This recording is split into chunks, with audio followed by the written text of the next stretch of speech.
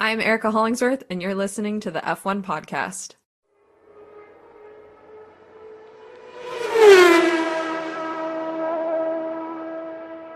What's up, everyone? It is Richie here from the F1 podcast. Happy Monday. We have the crew back, Andrew and Erica. How y'all doing? Taylor Swift is in town here in Toronto. We are not going to the concert, but this is the No. second best show out there. That's for sure. Wow, I love the confidence to say that so early on. This is What the the hell second is an best show. Eras tour? We are in our growth era. We're in our Yeah.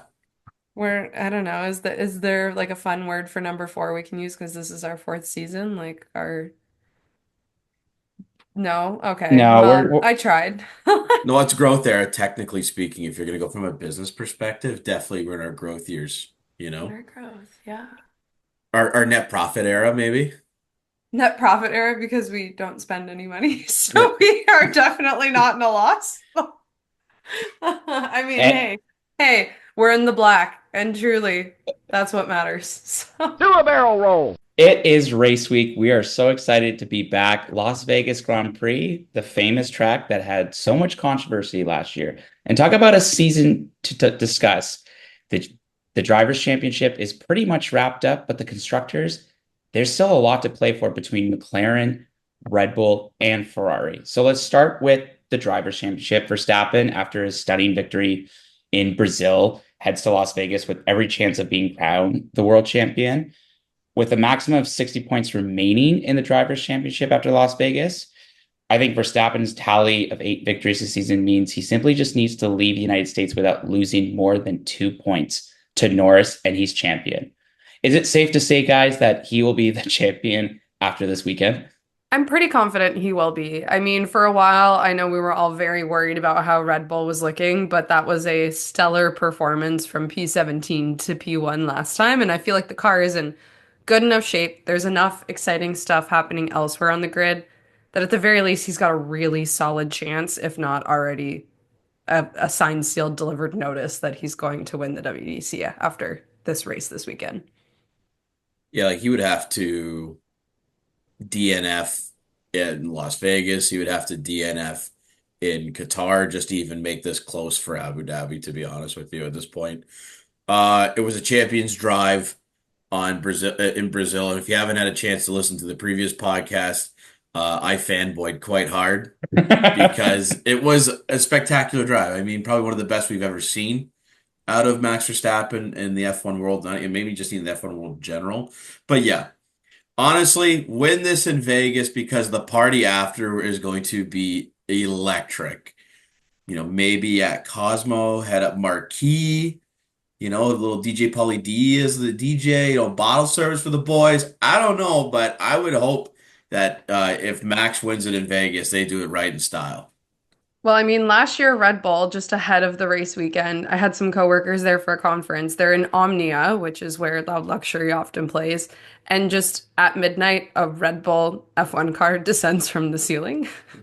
So there's a chance that there's already something fun in the works and people are ready to kind of pull all the stops out on a moment's notice. So yeah, I'm pretty sure that so long as he finishes ahead of Lando Norris in this race, like it doesn't even matter how many places ahead of him he finishes, Max will 100% seal up the win on that one, if I'm not Yes. mistaken. Yeah, so that means any finish ahead of Norris will secure the title, as will Norris failing to finish inside the top 8. Beyond that, third place with the fastest lap will be enough if Norris is second, or fourth place with the fastest lap in Norris third. And in layman's terms, if Norris outscores Verstappen by 3 or more points, the fight rolls on to the next race. I hate to say it, but I'm not confident our little boy in the papaya there can do it. So I hate to say it, it hurts. McLaren was looking so strong for so long, but absolutely since the midsummer, like the mid-season break has just, I feel, kind of fallen off from not even like a car performance. The car has obviously slipped in comparison to others, but so many weird things happening with the team over there that I just don't have confidence they can turn this one Well, it around. all comes down to missed points, right? And how many missed points there were back, in Austria, uh, 17. It was 17. 17. I 17. did the math. And that So was it. I said it earlier. I was like, they are going to be kicking themselves at those 17 points from those two races where they made poor calls of letting Oscar go ahead and then also the poor strategy one where he ended up not taking the win. Those were going to come back to haunt them at the end of the season. And and ooh, I was I right. I think this is a good learning moment though for Andrea Stella and the McLaren team in the sense that fans are going to be upset, and they rightfully will be, rightfully so, because they kind of kicked the bucket around a little bit this season, and they played this kind of, well, we shouldn't be. At the start, it's like, well, we weren't supposed to be here, but now we are sort of mood. No, let's ditch the loser mentality. Let's go win now. And I think next season, we'll see what goes on at the Red Bull team in 2025. But this was an opportunity to take advantage of a, let's say, dissension within the Red Bull team. A lot of people leaving, a lot of controversy throughout the year with regards to Christian Horner and treat his employees. You had Adrian Newey leave. Um, there was an opportunity here to take advantage of that and surpass them not only in the World Constructors Drivers and the World Drivers Championship, but yeah, clear as Erica mentioned, those 17 points at the Red Bull Ring kind of put, in hindsight, put the ball on it right now. Is the focus should be is trying to win the constructors championship for someone's gonna have to fact check me. I don't remember the last time they won it, but you have Ferrari that have been looking pretty strong as of late, 36 points behind. And if Max Verstappen is only the one driver to continue to score points, like it is a shoe in between both the Papaya and Ferrari.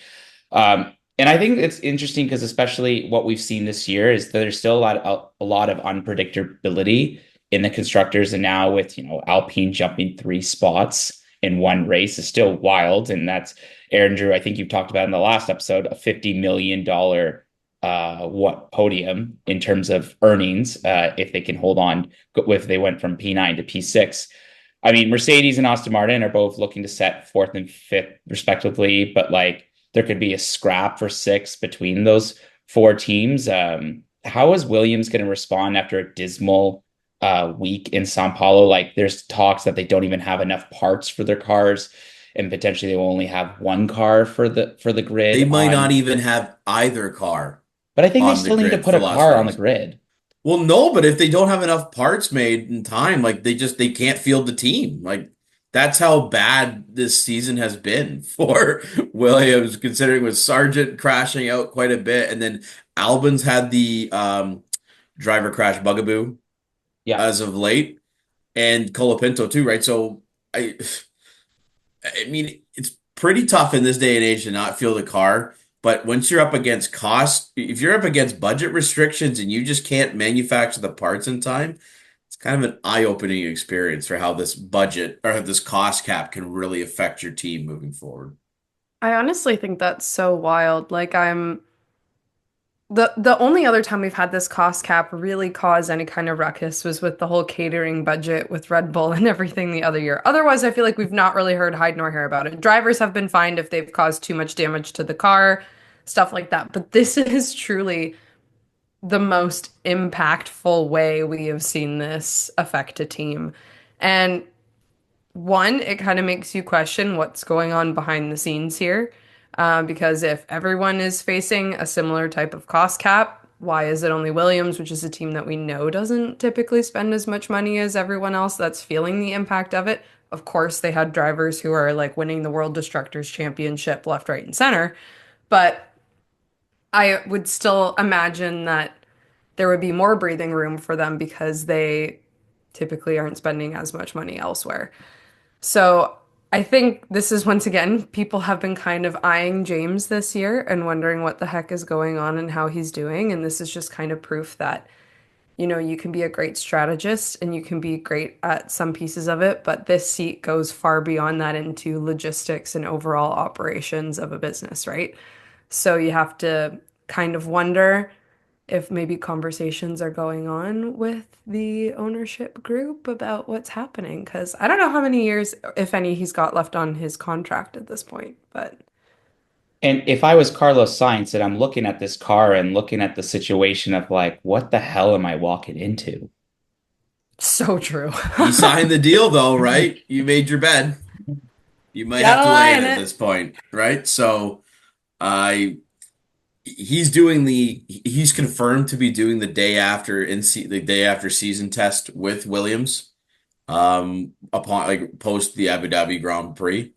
So that will be exciting to see him in the car. But I mean, yeah, if you're going to Williams next season, or if you're Carlos saying you see that this is a case, you might be forced to drive in more of a passive manner or not as aggressive manner as you're used to because your team can't field as many parts or doesn't have the cash to do so.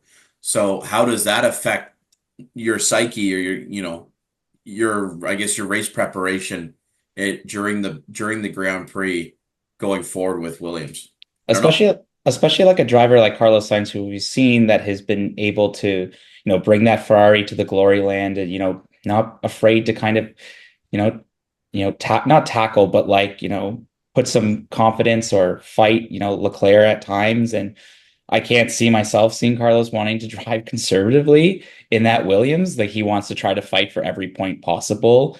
And I mean, if your car's held up by duct tape at the end of the season, like I don't know. Well, then I kind of build a question then for the overall cost cap idea. Is there a way now that if say if Williams can't field a team, right, and they're being hindered maybe potentially by the cost cap as a result of crashing out and not being able to make parts, and maybe if it's not being able to make parts in time, different story. You got to get the Yeah. infrastructure in to do that. But if it's a cost cap issue, should the FIA take a look at this cost cap and maybe eliminate restrictions against these, crash costs that are being affected within the cap, and maybe only focusing it on, development costs throughout the year, or maybe you include certain salaries as a result of these changes in destructors, because I think it hurts the sport overall if you're not able to field a 10th team, so to speak, or one of the teams is not able to field both their cars because of a cast cop the cap cost issue. I will get there. It's Monday. It's totally fine. I think my counter would be there, Andrew. I think it all depends because while like the whole point of a cost cap is you need to be disciplined, and it's like if your drivers are doing human errors and crashing the car, and I don't know how we're gonna go through the season where Pierre Gasly apparently has not done any damage yet this season. Apparently, he's one of the only drivers to have a zero. I saw that on Reddit. Fact check me all you want. Like you want those little blurbs says you're wrong. But like, yeah, I guess that would be my only critique is I think that's the reason why this is all part of the whole package where it's like if your driver screws up, you got to pay the price. Oh my gosh, yeah. Okay. So, one to go to your fact check before, McLaren has not won the Constructors Championship since 1998. So going on 26 years. But also, yeah, Pierre Gasly, $0 toward the World Destructors Championship. That's crazy to me. I don't know. What? I just feel like Alpine was so trash last year at the start of the season and they kept running You into each other lose. that I just expected this number to be a lot higher currently. Well, generally it's his teammate that's been the issue with Yeah, that's regards to true. that. That's fair. That's fair. But We yeah, the so you've got Pierre Gasly with $0 and Checo Perez 4,861,000 after 21 rounds. But hey, he turned down two other teams to stay at Red Bull for the next 2 years. Like again, I don't At know how least Red Bulls continue to keep him in his seat, but not my call. oh my goodness.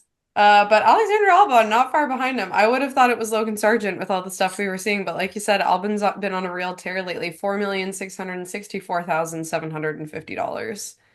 Jeez. That is not insignificant, I and know. I can understand how that might put some financial strain on a team like Williams. Well, Brazil, they just obliterated both cars. Yeah. Like Colapinto's, like You I think he lose. had fewer oil leaking out the side pod at one point during one of his crashes that I was like, oh my goodness, that was going to take some serious money to fix. Oh no. And again, Williams is hindered by the fact that they don't have enough money slash infrastructure to have like a third car or like a third chassis or a fourth chassis ready to go. It's a unique situation that we're having to deal with in F1, but they really need to sort this out before next year, especially when Science is in there. And Science is notorious. I find he can be aggressive in his driving style, but he's very smart and tactical about it. But he needs to be able to be confident in order to make those moves without having to worry about, oh, if I lose my wing here, can I continue racing? I think if we segue back to Las Vegas here, because this is also going to be a factor for the World Destructors Championship, if we're going to have another gate or whatever you call the sewage gate, Oh, sewage gate. jeez. So, and the reason why I bring this up is, for those that don't know, there was a lot of controversy with the Las Vegas Grand Prix last year, the second edition of this 3-year contract. There's been a lot of questions about this race, and I mean, when it came from construction to who's paying the road repavements. I mean, if you guys remember the F1, like Carlos Sainz have running over the sewage gate or whatever you want to call it. What is it? Was it a sewage? I don't know if I pronounced it It right. was like it was a sewer, it was The a drain sewer cap. grate. Yeah, drain cap. Yeah. Thank you. Thank you. And then that like turned out FP1, and then fans had to leave the seats. They were getting kicked out because they were there later than what they were supposed to, but that was because FP1 got canceled. How do we think that this year's gonna be? Like, I'm not trying to make it sound like it's bad, but I mean, we did talk about earlier in the episode that yes, now that they can probably the driver will win. Yeah, Max Verstappen will probably join the elite club of four championship. I think like from a logistical standpoint, it's interesting because I this is my first time this year. I went to Vegas for my first couple times. And it's funny when you have these conversations with like Uber drivers and whatnot, you ask, oh, what were your thoughts on the Grand Prix last year? Like the majority comments were it was hell trying to get around the city, Mhm. right? So from a logistical standpoint, I hope they um, learn from potential mistakes last year and then integrate some new solutions into this year to make it more of a user-friendly experience, not only for the fans, but for the supporting infrastructure around it. Ubers, taxis, maybe identify areas for like um, around the track where fans can then like meet up, so to speak, and have like a designated Uber pickup spot, so to speak, and whatnot during those times. But I think the quality of racing last year really offset the overall issues from a visual standpoint. But yeah, there was a lot of the logistical nightmare. They need to figure that out or find solutions for that in the next couple of years. But knowing Stefano Domenicali, he's going to want to keep this race on the calendar for, eons. Well, speaking about money, is they're gonna have a live entertainment zone, like a festival. Ludacris, Alessio, One Republic are all set to play there. I mean, we've talked about the hotel prices and the ticket prices. They're still all available. Like, you can make a weekend out of it if you want and fly out the Sunday. Like, how the locals are gonna see it. I think it's gonna be even colder than it was like last year's race. And like, we haven't even talked about potentially with the Canadian Grand Prix now move back to May, move to May in 2026. But like, that's what I'm kind of like looking for is just are we gonna have another moment where like 2 hour delay because of something wrong with the track? Interesting. I mean, we've talked about this before with other races. There's other tracks where they're either not in a city center, so there's easy ways for people to leave and get there, great shuttles running from wherever. Maybe if they're in a city center, like think about Montreal, it's so easy to get there on like transit and stuff like that. You're still kind of out of the way of most of the towns, so it's not like a big issue, but this is like smack dab in the middle of everything. And I don't really think there's a way to not make it a gong show just based on the infrastructure that's in place, right? So I'm curious to see how it will go this year. I know you two have mentioned just looking at it like not as crazy to get tickets. Hotel prices are a little bit more still expensive, but slightly more reasonable than they were compared to last year.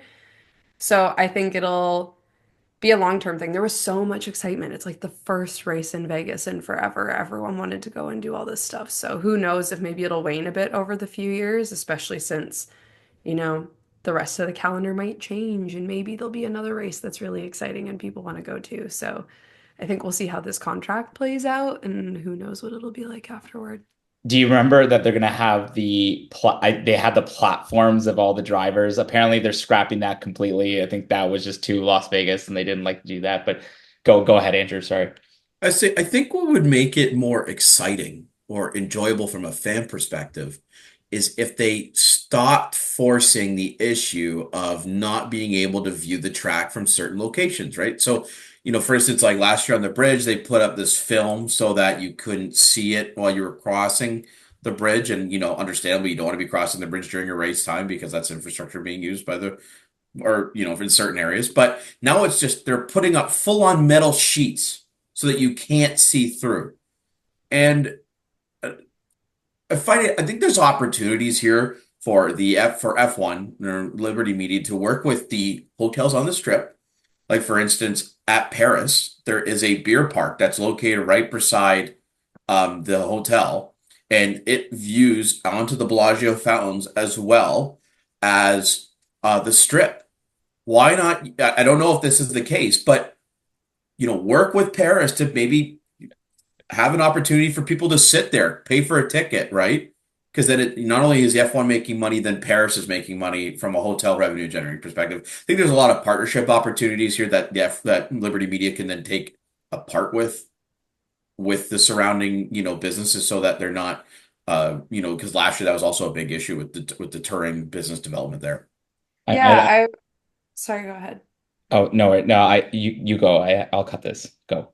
I was gonna say that was I feel like I remember last year I had a friend who was originally gonna go and they were planning to stay at the Wynn because the Wynn had a giant outdoor terrace and patio that was supposed to be overlooking part of the track. And so even the Wynn had started accepting reservations, like it's gonna be great, we're gonna do like a whole thing. But again, the FIA, like F1 was charging people through the nose for the ability to do that just based on existing in a particular place that I think it ended up getting scrapped or was probably not as popular as they were anticipating off the get-go. And how fun is it? Like you watch Monaco and there's just like someone sitting in a cafe having their coffee, watching the race go by. Like it's fun as a viewer to see how casually this race is occurring in the middle of someone's just like regular day to day. Like, oh yes, I decided to have a late lunch, and now all these millionaires are driving very fast cars around the track, and I'm just sitting here with Pierre having a beer. And can you imagine, like, wouldn't that be unreal? You're like, woo, go and hang out at one of those pool bars for the day, and then just like cars going by or something. Like, I know the pool bars are mostly a day thing, but like imagine the party you could get going at night. That Oh, would be yeah. unreal. Well, even better, you want to talk about like eating. Apparently, the Denny's on the north part of the strip was very popular on the second floor because you had a good view of the straightaway. And so, like, the apparently the Denny's owner did not anticipate like people were flocking to his Denny's just to watch that part of the race. Nobody sat on the main floor. Everybody wanted to sit on the second floor so they could view the actual track, just like a glimpse of it. But this I is what I'm love talking. that. Like, this isn't crazy, right? Just work with the businesses because they can make this such an incredible experience for the fans and for the drivers. They make so much money already on their hospitality that they would come out net profit anyways in Vegas if they were to do more open with these partnerships. It's the sense of prestige is just really snooty in this Mhm. case.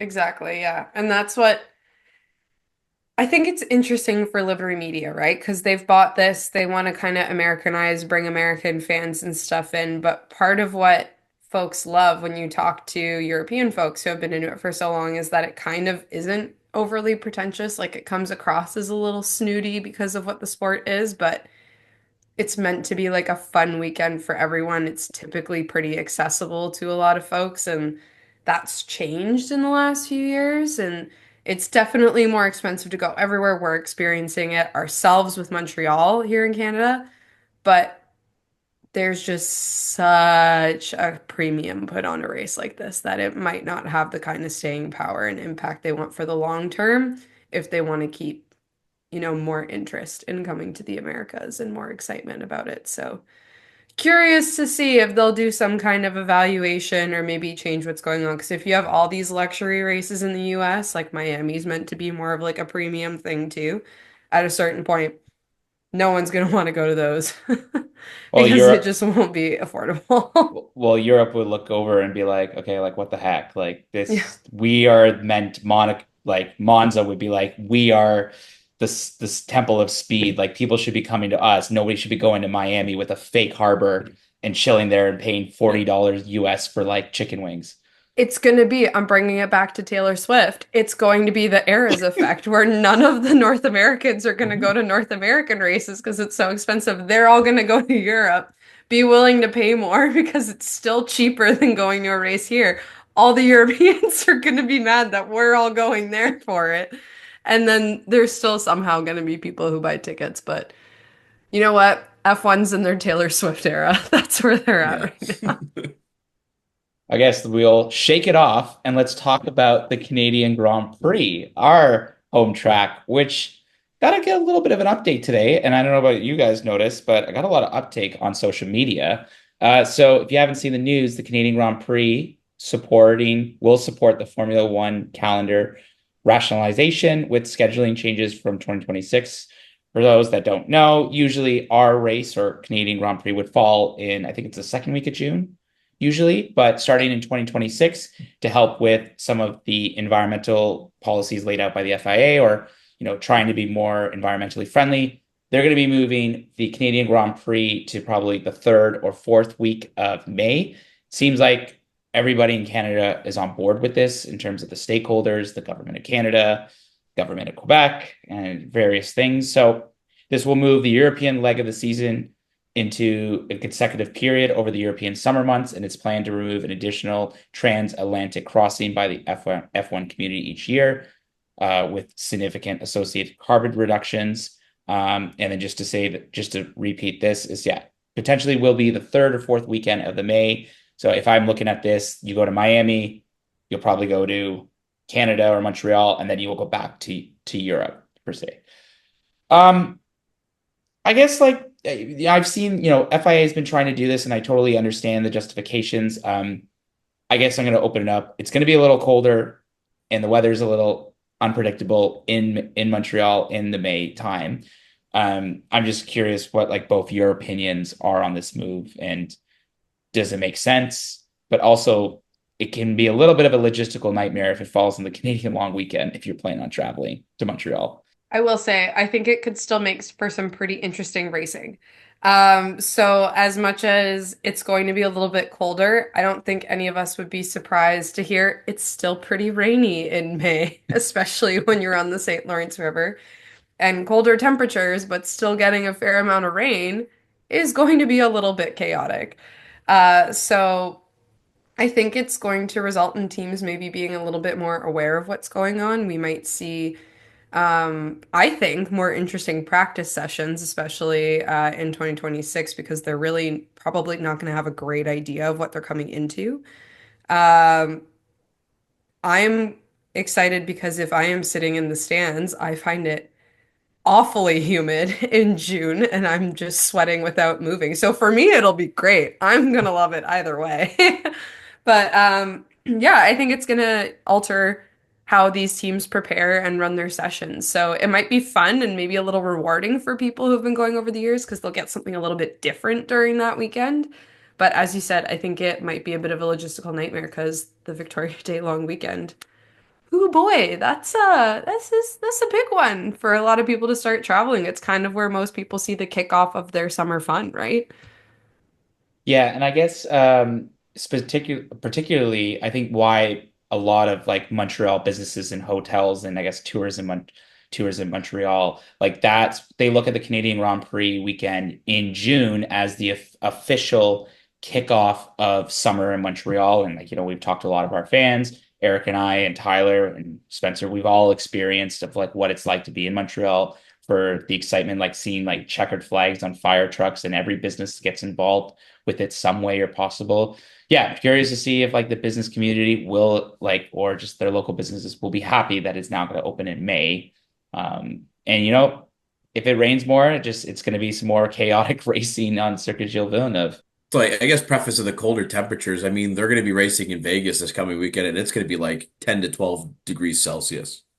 Oh, I didn't realize it would be that Yeah, cold. it's going to be cold. So, and it was cold last year. So I have a feeling I don't think the temperature won't be affected as much. The rain will be, I think, with the. So I agree, Erica and John, with regards to your practice theories and whatnot, and have making sure that we'll see some interesting setups and interesting sessions throughout that beginning of the weekend. I guess like I'm very much a person steeped on tradition, just in tradition, just in my life. And seeing that now with the rationalization of the calendar, I think it's great. Obviously, I think it's really smart. It not only from an environmental standpoint, but from a logistical standpoint for not just the drivers, but I mean for everyone who's working, all the engineers, right? They have more time to spend with their family across the entire, summer months in Europe. They can have their family come travel with them because intertravel between Europe is so easy, all things considered, right? And it makes sense to reduce that, mid transatlantic flight when you went from like it would be like Miami, then Monaco, then back to Canada. That makes sense, right? The only issue is now is that Monaco is going to be contested on the first full weekend of June. And Yeah. traditionally on Memorial Day weekend or, Victoria Day weekend, it was the Monaco Grand Prix, followed by the Indianapolis 500, followed by the Coca-Cola 600, i.e. like the greatest day in racing. But with that said, I think it would be better. I don't want to be biased here, but I think the Canadian Grand Prix provides a much more better spectacle in terms of racing than the Monaco Grand Prix would do. So imagine if Canada then took Monaco's spot. I think it would make the greatest day of racing even better in that case. So if you're an advocate for tradition, I understand Monaco not being there, but I think Canada will shock some of the traditionalists in the F1 world in that case. Ooh, Andrew, you got to grab your 2K there, bud. Oh, bro, it's okay. No, it is fine. We're just gonna crack open a couple of cold ones. We're a little bit of a to grab a chili bin and just like stick it there, right? And then, I think we're off to the races, boys. I don't really know what else to say. I am That's also awesome. my last bit I want to add. Part of the reason I'm excited is also F1 Academy will be joining us in Canada for the race next Oh, year. even better. Which just while we're talking about Montreal, I'm excited about. I actually think they will be at three of the races in North America next year, which is very exciting. Um, and I think that's great. This past year, like the first time we went to the races, we had what, like F1600 and some of the other F Series racing there, which Mhm. is cool. Like, don't get me wrong, love Ferrari Challenge and the Porsche GT Cup and all that stuff, but to have other F Series racing alongside just brings another kind of like level to it. So I think that will be very exciting. I think it will keep people at the track a little bit longer. Folks won't just be coming for practice, qualifying in the race. They might really want to see some of these other races too. At least I know. I mean, I'm going to be at the track all day, every day anyway. That's kind of what we do. Yeah. But we'll keep my butt in my seat a little bit longer. So I'm quite frankly very excited for that piece of it and to see this side of the formula racing come to, I'd say, more audiences globally and kind of see it develop a little more. So And just there's wanted to going give a little shout out. and there's going to be a lot to happen in 2026, especially with the new regulations coming in. I think it will be an exciting year for sports. And I mean, good God knows, like I can't believe it's November and 2025 is just around the corner. But with that said, We still have a championship to decide for this and year. it could all happen this weekend at Las Vegas, City of Sin. I don't know where else I'm going to go with this, but will Max Verstappen claim it under the Bellagio lights on the famous strip? Or will Lando Norris somehow pull out a miracle and make it go on to the next race? What's going to happen in the constructors? Will McLaren continue to go ahead and put Ferrari out of their misery? Or what's going to happen in the midpoint? What's going to look like Alpine? What's going to happen to Haas? Will Williams have a car at the starting grid on Saturday? Also want to let you know that we're going to be at Trinity Common at midnight. We have a table, about 15 of us and growing. So if you want to come watch the race on, I guess it would have been Sunday morning at 1 a.m., I think would be the Eastern time. Correct. Message us on Instagram and we'll look forward to seeing you there. My name is Jonathan Ricci. I'm here with Andrew Cleary and Erica Hollingsworth of the F1 podcast. Thank you so much for your support. And it's only Monday, folks. See you later this week for the Las Vegas Grand Prix. Viva Las Vegas! Viva. Viva Las Vegas! Viva. Viva Las Las Vegas. Vegas!